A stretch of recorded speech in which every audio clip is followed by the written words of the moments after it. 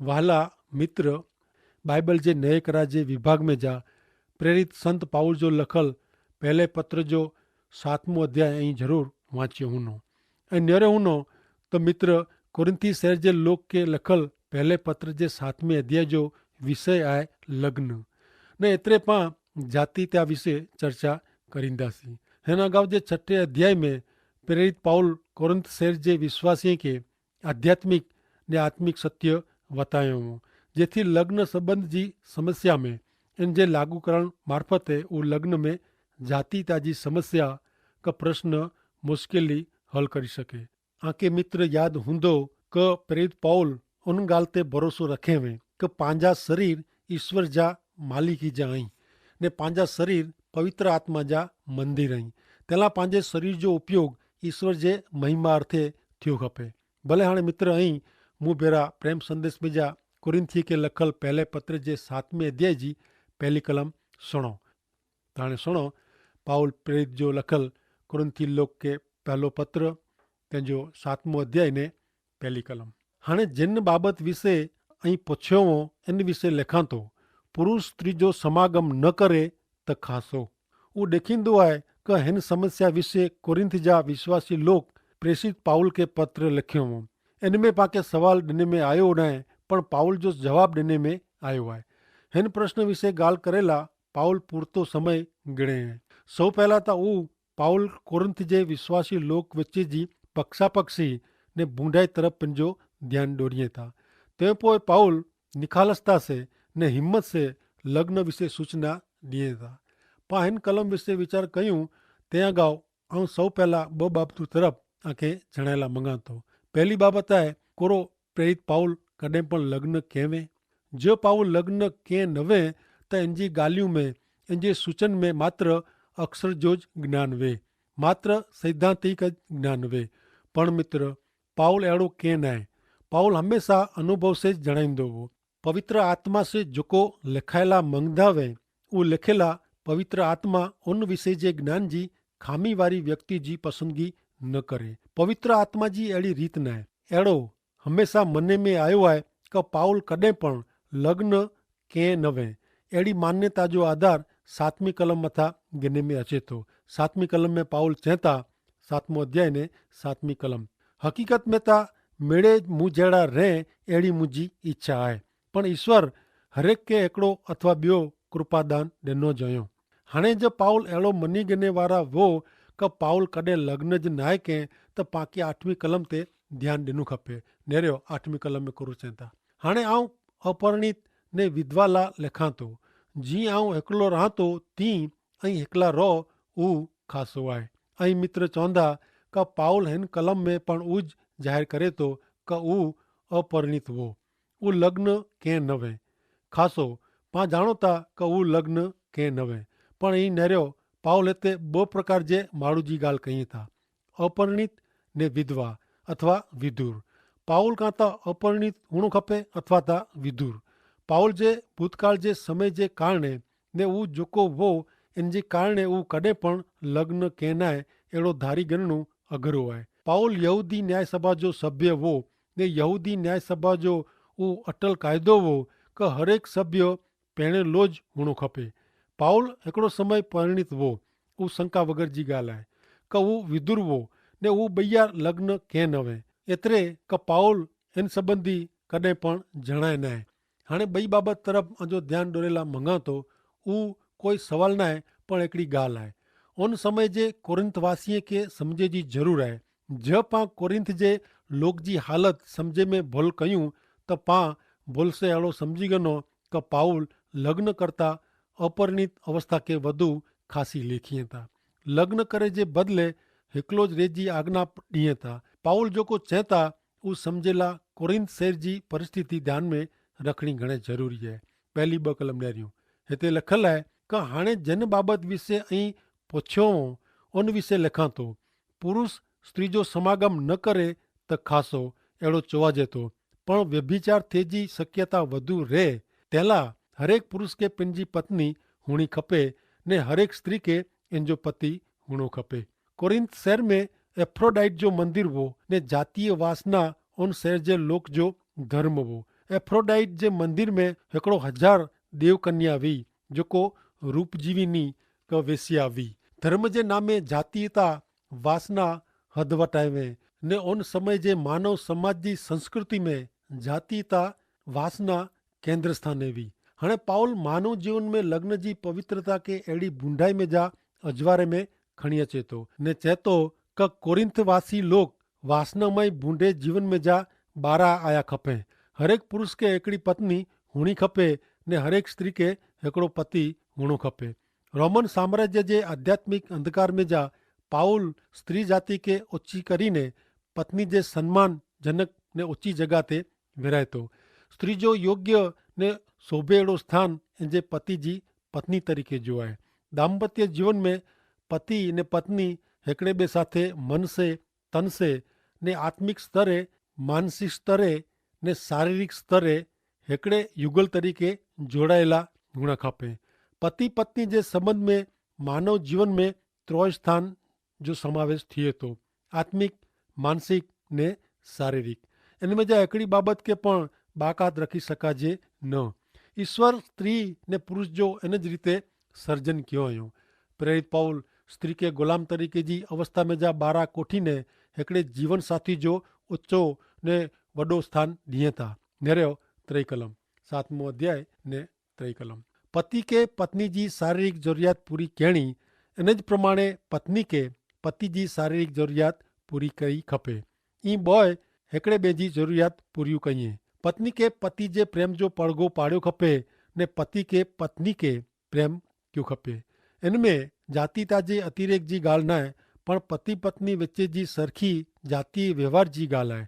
पंहिंजी जातीयता संतोष करेला दाम्पत्य जीवन ॿारहा ॾोकियूं कईंदड़ व्यक्ति व्यभिचार जो ख़तरनाक पाप करे थो ने व्यभिचार न थिए तंहिंला त पाउल लग्न करे जी तरफेण कईं था। कोरिंथ शहर जा लोग घणे पत्नी में बंदा हुआ।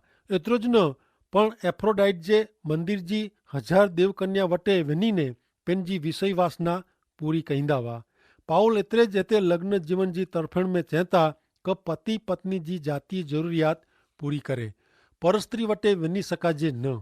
इन ज प्रमाणे पत्नी पति जी जातीय ज़रूरियात संतोषणी ने ॿिए पुरुष वटे वञी सकाजे न। हाणे नेरियूं 7वें अध्याय जी 4 कलम। पत्नी जे शरीर जो मालिक पति आहे, पत्नी न।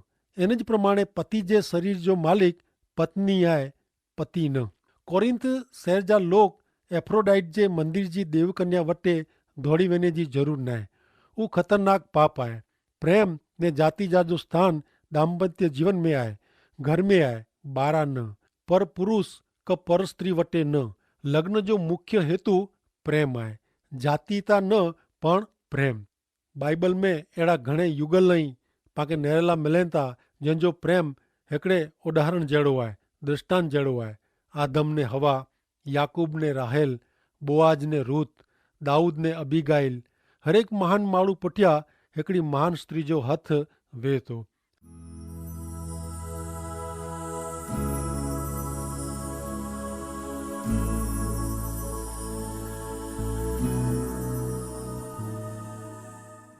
हाणे पाउल दाम्पत्य जीवन में लग्न जीवन जे व्यवहार विषय सूचना ॾींदे 7वें अध्याय जी 5वीं ने 6 कलम में चए था क जातीय संबंध ला ना पाड़ी जा न, सिवाय क हिकिड़े ॿिए जी सम्मति वे, इच्छा वे ने हू पण अमुक समय प्रार्थना में घारे लाज। पण तंहिं पोइ शैतान आके परीक्षण में विझे न तंहिंला आंजो स्वाभाविक जातीय संबंध फरीथी चालू करियो। कारण संयम रखणो अघरो आहे।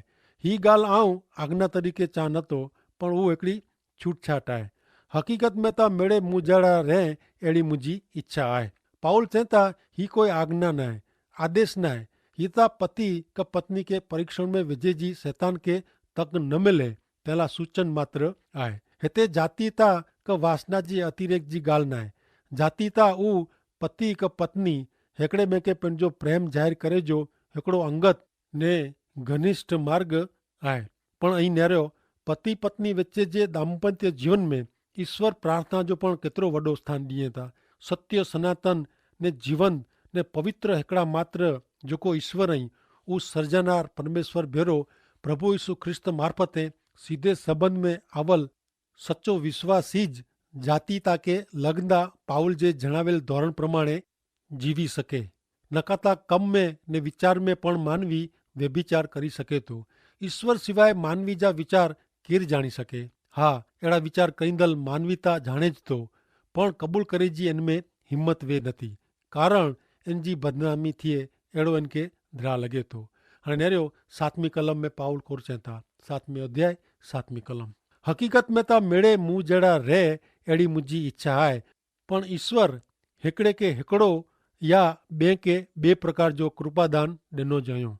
ही लेखदे टाणे पाउल जी पत्नी हयात नबी उ भैया लग्न के नवे प्रभु यीशु ख्रिस्त जी सेवा में एड़ा लोग अहीं जो को अपरिणित रहा ही एड़ो भोग दिए था. केतराक अमुक वरेला तो केतराक सजी जिंदगी ला. माथी 19मो अध्याय ने 12મી कलम में प्रभु यीशु ख्रिस्त च्योयो क लग्न न करे जा अलग अलग कारण वहता. केतराक जन्मनु ज लग्न ला अयोग्य वहता. ब्या केतरक के माड़ू एड़ा बनायो जडे ब्या केतराक आकाश जे राज्य ला पिंड के लग्न ला अयोग बनायो. जैसे ही गाल पाराजे ऊ पारिये. हरेक के ईश्वर तरफ से भेंट रूपे पत्नी का पत्नी अपरिणित रेजो कृपादान मिले तो.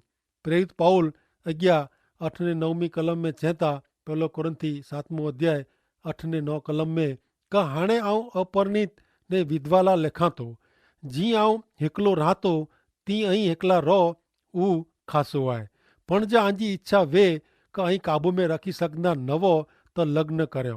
कारण वासना जी अग्नि में बरे करता लग्न कहणो खासो आए. मानव जातला ये केतरो उत्तम सिद्धांत है. वासना जी आग में बरे करता लग्न कहणो खासो आए. ईश्वर दत्त नवे एड़े कारणे गमे अणगमे जे कारणे अहम गर्व अभिमान जे कारणे बांधछोड़ न करे जे जिद्दी वलण जे कारणे वीरोणु वासना जी आग में पंपार्या केणी ने वासना वारी इच्छा से चारे बाजू नेरियूं वो करो खासो है. पाउल चेता ना वासना जी अग्नि में बरे करता लग्न कहणु खासे में खासो है. हणे पाउल पेणे लेके आज्ञा दिए था. नेरियो 1 कोरिन्थी 7मो अध्याय 10મી ने 11મી कलम में पेणेला अहीं उनीला पिंडजीता न पण प्रभु जी आज्ञा है. पत्नी के पिंजे पति नु अलग थीणु न. जो वो एड़ो करे तो इनके हेकली रियो खपे अथवा पति साथे समाधान क्यों खपे. पति पण पिंजी पत्नी के छूटा छेड़ा दई सके न. हिते आज्ञा देने में आई है, आदेश देने में आयो है. पाउल ही आज्ञा भार से वजन रखी चेता पत्नी पिंजे पति के छड़े न ने पति पण पिंजी पत्नी के छड़नी न. जो पति अथवा पत्नी पिंजी पत्नी अथवा पति के छूटा छेड़ा दे तो इनके हेकला ज रोणु. कोरिन्थ शहर में भई एकड़ो नवो सवाल उभो थियो. पाउल कोरिन्थ शहर में आयो ने प्रभु यीशु ख्रिस्त जे शुभ संदेश जो प्रचार के तडे कुटुंब में कोई पति प्रभु यीशु जो स्वीकार करे ने पत्नी न करे अथवा पत्नी प्रभु यीशु जो स्वीकार करे ने पति स्वीकार न करे. एड़े संजोग में प्रभु यीशु जो स्वीकार करिंदल विश्वासी के कोरो कहणु. 12 થી 14 कलम में इन जो जवाब दींदे पाउल चेता 7मो अध्याय 12 થી 14 बाकी जे मिणी के प्रभु न पण आऊं जणाया तो कि जो कोई ख्रिस्ती के अविश्वासी पत्नी आए ने वो उन बेरी रेला राजी आए तो वो इनके छूटा छेड़ा दे न. ती जो कोई ख्रिस्ती का अविश्वासी पति आए ने वो इन बेरो रेला राजी आए तो इनके छूटा छेड़ा दीना न. कारण अविश्वासी पति ख्रिस्ती पत्नी साथे संबंध में आए तेला ईश्वर इनजो स्वीकार कहिए था. इन ज प्रमाणे अविश्वासी पत्नी ख्रिस्ती पति साथे संबंध में आए तेला स्वीकारिए था. जो एड़ो नवे तो उन्हीं जा बाळक अशुद्ध लेखा जे पण हकीकत में ता ईश्वर उन्हीं के स्वीकारिए था. ही बाबत उन समय जे कोरिन्थ शहर जे विश्वासी के जणाय में आवी हुई. आऊं अगाऊ जणायो आइन प्रमाणे कोरिन्थ शहर में पहला हेकड़ो पण विश्वासी न हो. प्रेरित संत पाउल होते प्रभु यीशु ख्रिस्त जो शुभ संदेश खणी वियो ने इन जो प्रचार के. हणे भन्यो एड़ो कि कोई कुटुंब में जा पति प्रभु यीशु जे शरणे आयो तो पत्नी न आई ऊ अविश्वासी ज रही. वरी बे कोई कुटुंब में जा पत्नी प्रभु यीशु ख्रिस्त जे शरणे आई तो पति अविश्वासी ज रह्यो.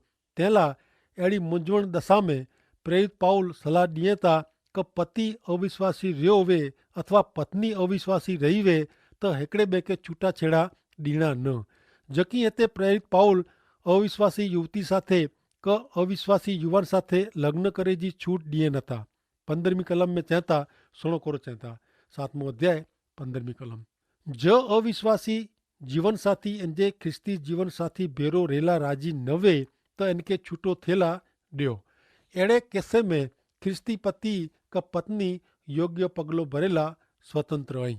ज अविश्वासी पत्नी का पति लग्न संबंध तोड़ी वजे तो वो बई बाबत थी। एड़े संजोग में विश्वासी पति का पत्नी स्वतंत्र आए पण अहीं नर्यो। एड़े संजोग में 16મી कलम केड़ो आदर्श वलण बताड़े थी। 7મેं अध्याय जी कलम 16મી। हे ख्रिस्ती पत्नी तू तोजे अविश्वासी पति जो उद्धार करी सकने न एड़ी खाती तो के क्यानु मिले। वरी हे ख्रिस्ती पति तू तोजी अविश्वासी पत्नी जो उद्धार करी सकने न एड़ी तो के क्यानु खबर मिले। विश्वासी पति क विश्वासी पत्नी के पंजी अविश्वासी पत्नी क अविश्वासी पतिला ही ज इच्छा हुणी खपे, ही ज जो हेतु हुणु खपे। एड़ा एकड़ा विश्वासी पति के आ ओळखां तो जो पंजी अविश्वासी पत्नी के यीशु ख्रिस्तला जीती गयो आयो। एड़ी एकड़ी महिला पण मुझी नज़र में आए जो पंजे अविश्वासी पति के प्रभु यीशु ख्रिस्तला जीती गयो आयो। हाँ ईश्वर जे आमंत्रण प्रमाणे जो जीवन एड़े शीर्षक नीचे मथारे नीचे प्रेरित पाउल 7મેं अध्याय जी 17મી कलम में चहता कि प्रभु जे डिनेल कृपादान प्रमाणे ने ईश्वर तरफ से आमंत्रण मिलो है त्यारनु पंजी स्थिति प्रमाणे हरेक के जीवन जीवियो खपे।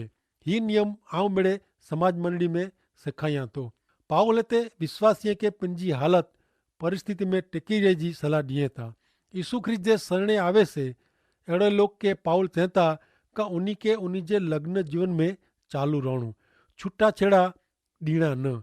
जो उन्हीं जो अविश्वास पति क पत्नी लग्न तोड़ेला अचंदा नवे तो लग्न बंधन में चालू रहणु।